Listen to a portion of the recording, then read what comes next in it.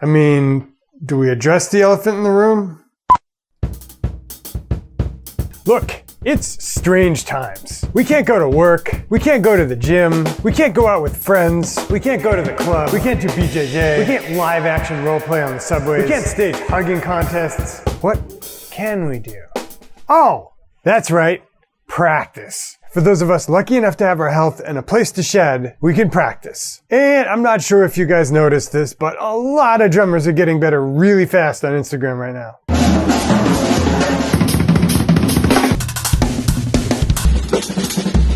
So it'd be a shame to let this special time go to waste. And some of you are at a stage where you're ready to, how do I put this? Stop sounding like a beginner.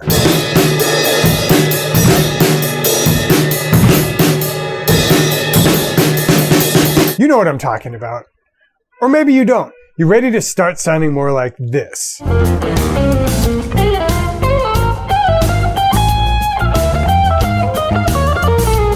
Or this.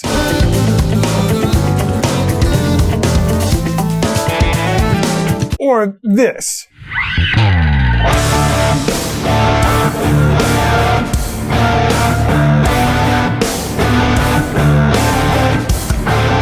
But you think you might need to spend 10 years reading out of drum books, or practicing chops on the pad, or practicing coordination.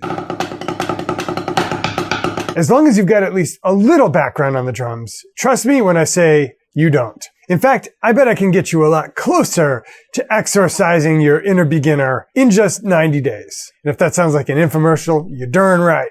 Coincidentally, that's about how long the stay-at-home situation might last. But you have to focus on the right things. Actually, there are 3 of them. And in this lesson, I'm going to tell them to you. Stay tuned.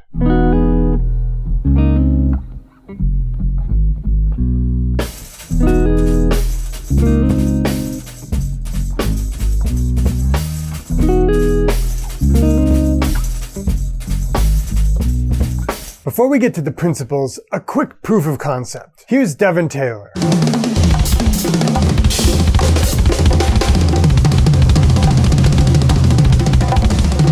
And here's a beginner drummer.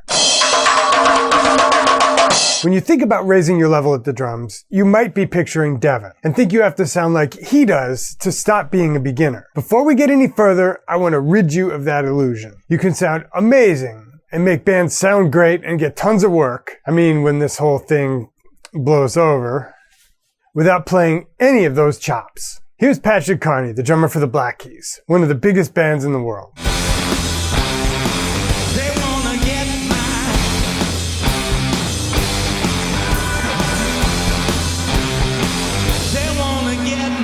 Sounds great, feels great, not playing any chops. And here's a guy who's a piano player playing drums along with the Tigran Hamasyan song.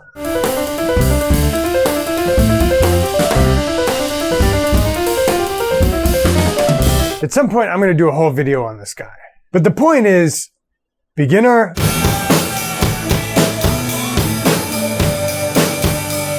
not a beginner.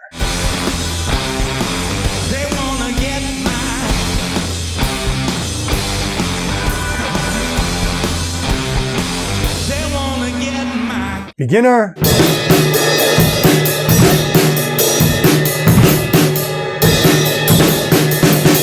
not a beginner. So you don't have to learn crazy chops to break free of your beginnerism, to get your drum purple belt. And that's a good goddamn thing, because we've only got 90 days, tops. Okay, on to the principles. Principle 1, kick control. Last week, I did a video comparing 3 covers of a Chris Potter Underground tune. We had beginners, more experienced folks, than the original performers. One of the most prevalent comments I got is, you're not being fair to the beginners because they didn't have real mics or a mixing or mastering engineer.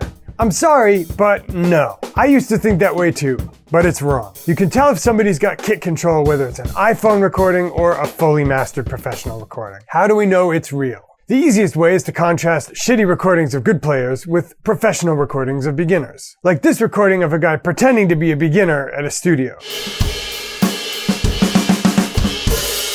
And this crappy iPhone recording of Justin Tyson.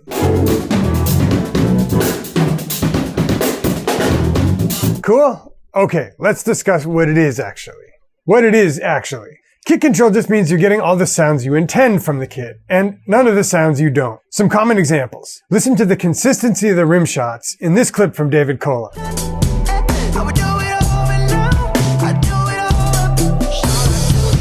Now listen to this beginner.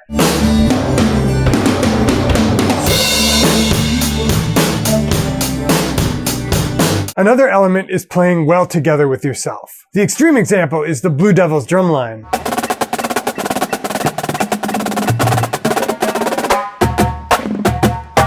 Versus this high school drum line.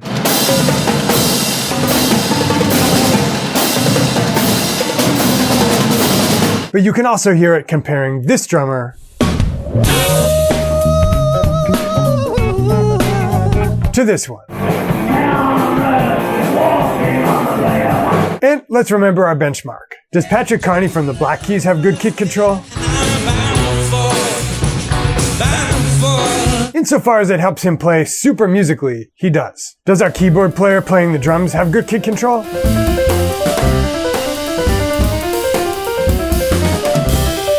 Insofar as it lets him hit the figures clearly, he does too. Necessary and sufficient. Now, here's how to get it. For today's lesson, let's focus on just 2 core skills. Beginner version. Just play this rock beat.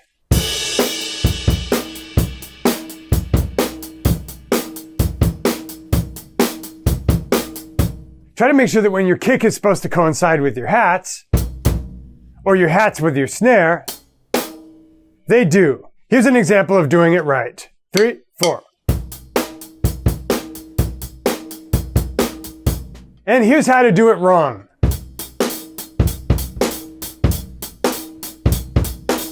Actually, scratch that. That's how to do it really right. That's how to do it so wrong it's right. But beginners don't do it that way. My point is, it's supposed to be together. Here's a slightly more advanced version, like one of the ones that appears in my coaching course, but modified for you guys a little bit.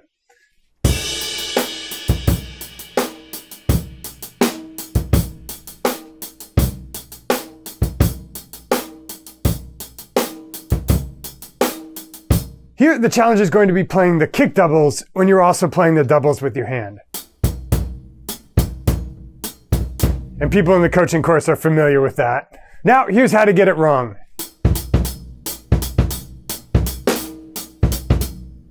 Anytime it's not lining up, in other words. Next core skill, clean rim shots. Think Brian Blade in Jazz Crimes.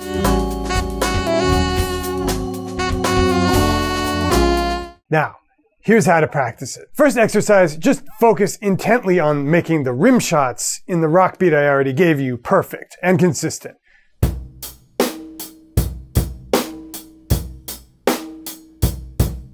So in the first exercise, we were lining it up perfectly with the kick and hats. Now we're making the rim shots exactly the same sound every time. You can also do it with the second beat.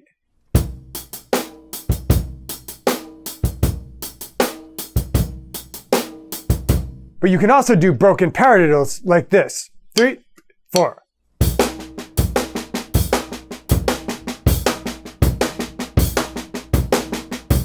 Or this. 3, 4.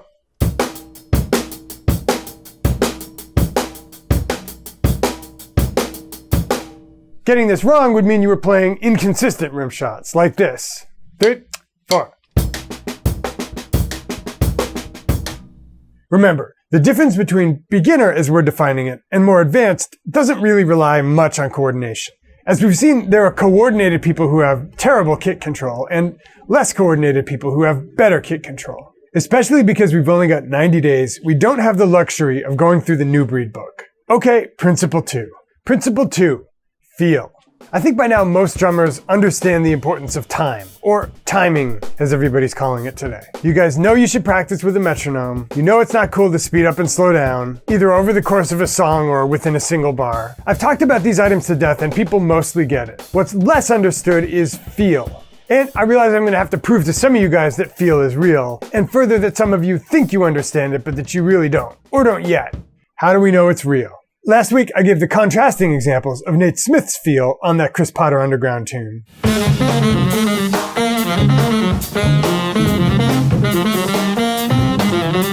and a group of beginners.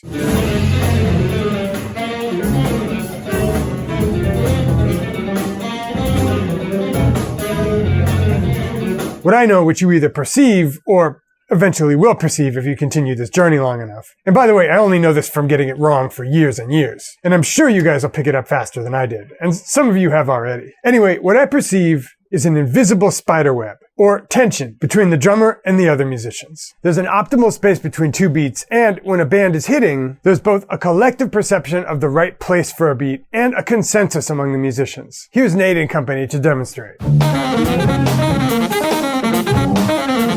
And when that's missing, you can have all of the other elements, but it loses the magic. Here's another group of beginners. Here's Led Zeppelin playing Kashmir.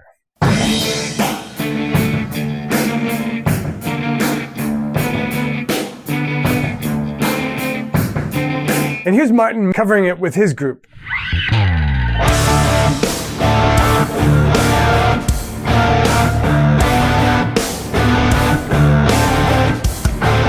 So far, so good, right? Novice musicians often take feel for granted, which means when it's there, it's just like the air we're breathing. We only notice it when it's absent, like this.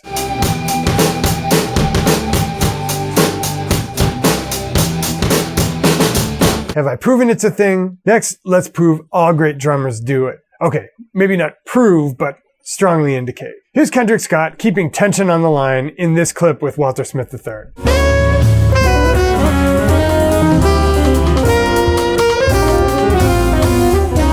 That's the esoteric jazz version. Here's Ronnie Vannucci keeping tension on the line in the song All the Things That I've Done.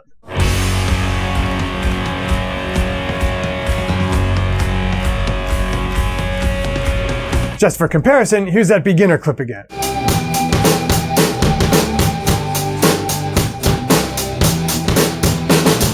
Less tension, right? Cool. How to get it. Concepts are all well and fine, but we need tangibles you can shed during these times. Developing feel is going to come down to how you space your notes playing individually, but also how you lock up with and lead a band. Luckily, there's a ton you can practice without other musicians in the room, so that when you're allowed back out, your bandmates will congratulate you, sing songs about you, and buy you drinks. It comes down to two things: feeling the space between the offbeats and playing in the right part of the beat with a band. First, let's set the metronome on every 4th, 8th, or 16th, so that instead of falling on 1 E and a 2 E and a 3 E and a 4 E and, it's falling on 1 E and a 2 E and a 3 E and a 4 E and, or 1 and 2 and 3 and 4 and 1 and 2 and 3 and 4. And I'm going to give you 2 beats to play, both of which will be transcribed for you below the video player, but which I urge you to learn by ear instead of reading. Here's the first. It's just a steady, medium tempo rock beat.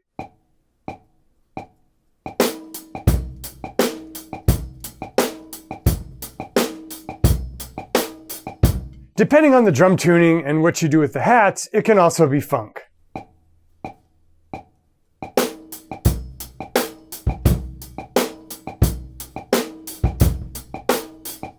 Now I'm going to give you a halftime rock funk beat.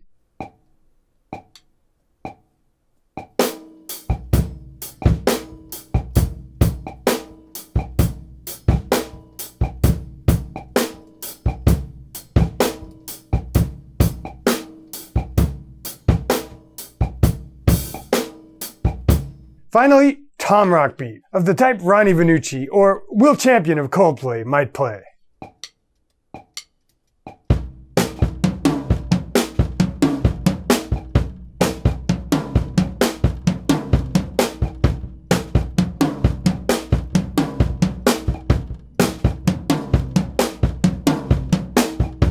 This feels fierce because of the dotted quarter, which almost everybody rushes. The second thing you can practice is, after 1 week of playing with the metronome to train your ears a little, start playing along with your favorite recordings again. Then, once a week, record yourself. You can get sophisticated by putting the whole tune into GarageBand or Logic and creating a new track and overdubbing the drums, or you can just put the tune onto the stereo, turn it up, and record yourself air-gapped with your iPhone. Listen week after week to see if your beginner feel is going away. Before we discuss the third and final thing, you should be practicing to go from beginner to not a beginner by the time they let us out of our houses, I want to give a plug to my friends over at Maestro Match. They're not paying me to shout this out, by the way. I wouldn't be plugging them except I know some of them, and right now you've got a great opportunity to study with them. Here's how it goes. You want lessons, but how often do you get the opportunity to study with a real seasoned pro who's walked the walk? A lot of times he or she is on tour, and even if they're not, you have to leave the house and commute to them, and that's usually expensive, and this week it's just unfeasible. To make matters worse, we're all kind of under house arrest these days. But what if you still want intensive one-on-one lessons with a pro?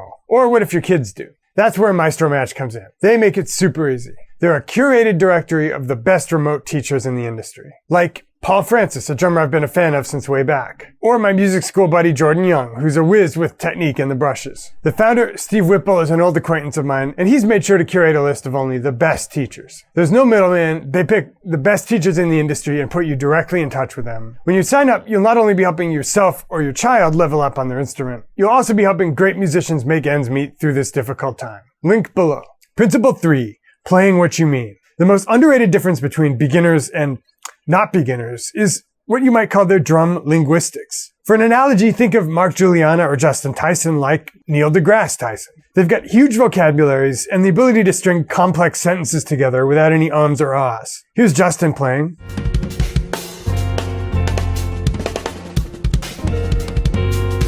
And here's Neil speaking. More than half the stars you see in the night sky are binary or multiple systems. What you don't want to sound like on the drums is this. Once upon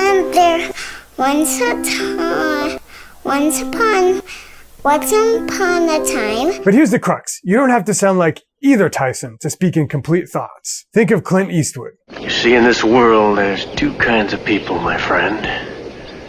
Those with loaded guns and those who dig. Simple sentences, but direct and clear, with no ums or ahs, and no repetition. How do we know it's real? Here's Abe Laboriel playing a simple solo.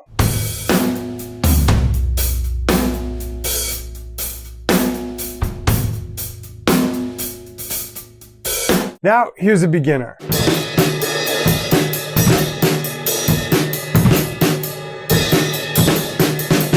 Here's Brian Blade playing a simple solo.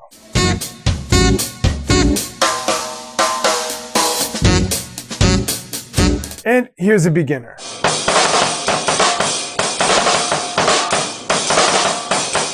You can have strong ideas and clear, simple musical sentences without necessarily pulling a Thomas Pridgeon. Cool? So how do we do it? The 80-20 of this thing, the one big stupid thing you can get everything else wrong if you get right, is setting aside time to practice improvisation, but practicing it with structure. I like to use creative constraints. I know Dave King likes this approach as well, so shout out to the most rational man in funk. 2 types of constraints. Rhythmic, like I can only play quarters and eighths, and voicing, like I can only play the snare drum with no rim shots and the kick. So let's do that. 3, 4.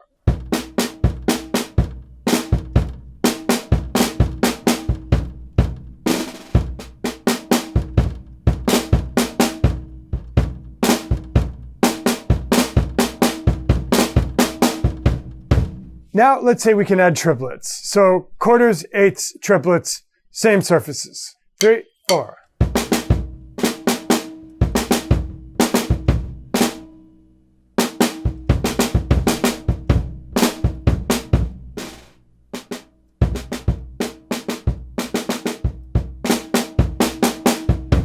You can go all the way up to the full kit with no restrictions, but I'd encourage you to keep making combinations. Like, let's go hats, kick, and floor tom only. Quarters, eighths, triplets, sixteenths. 1, 2, 3, 4.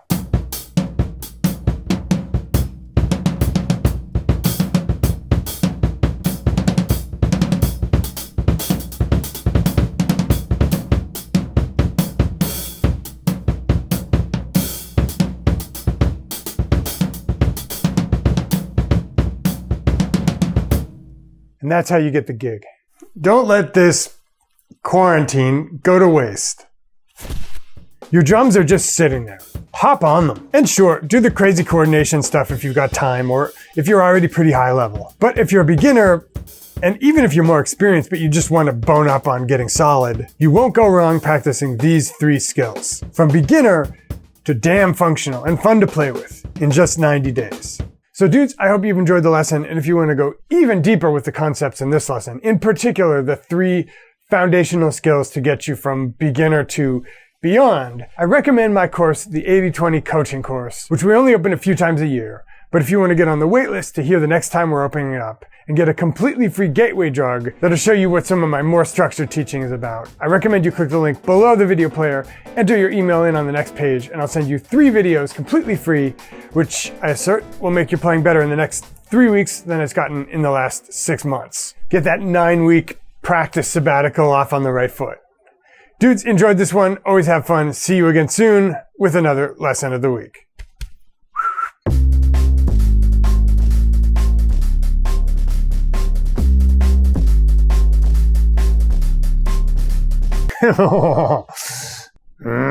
If sleep on your hair you do, then body it will lack. Well, hey there, killers.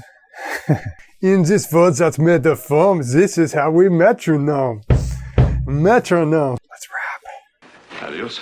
Adios.